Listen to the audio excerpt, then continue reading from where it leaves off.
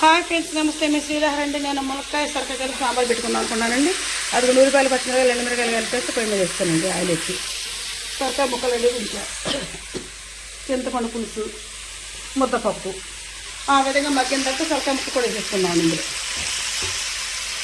సొరకాయ ముక్కలు వేసి ఉప్పు, పసుపు, కారం వేసేసుకొని ఒక్క పావు గంట సేపు మనం మగ్గనిస్తున్నామండి.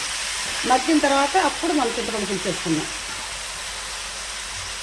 మగ్గకుండా వేసామనుకోండి పులుపు పట్టుకున్న ముక్కలకి సప్పగా ఉంటాయండి. ఇదిగోండి, ఈ విధంగా ముక్కలన్నీ చక్క మంచిగా సన్న మంటమే మగ్గిపోతూ ఉన్నాయి. ఇదిగోండి చక్క ఈ విధంగా మగ్గిపోయి ఇప్పుడు మనం కందిపప్పు ఉడకబెట్టిన కందిపప్పు పోసేసుకుందామండి.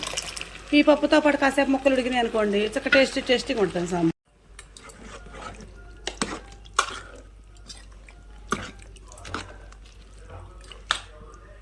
ఇదిగోండి చక్క కందిపప్పు ఎలా ఉడుతుందో చూడండి. అసలు సాంబార్ కన్నా ఫస్ట్ ఇదే ఉడుతుంది, పప్పుతో ఉడికిపోతుంది ముక్కలన్నీ.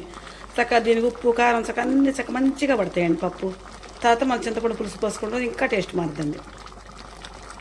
ఇదిగోండి చక్క పప్పుతో చక్కగా ముక్కలన్నీ ఉడికిని కింద అడుగంటుతా ఉందండి. కొంచెం సరిగేసరికి ఇదిగోండి చింతపండు పులుసు పోసేస్తున్నానండి. ముందుగా రెడీగా పిసుకొని రెడీగా ఉంచుకున్నానండి. ఇదిగోండి ఈ విధంగా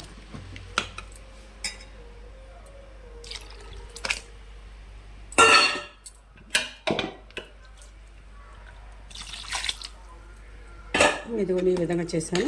చక్కగా సన్న మంట మీద ఉడకనిచ్చుకున్నాను. పొంగిపోద్ది కదండి, పొంగకుండా చక్క చిన్నగా ఉడకనిచ్చిన తర్వాత లాస్ట్లో కొంచెం ధనియాల పొడి వేసుకొని దింపేసుకుందామండి.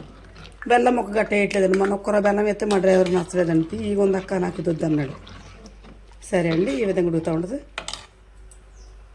చక్కగా రెడీ అయిపోయినాయి. కొంచెం ధనియాల పొడి వేస్తున్నానండి.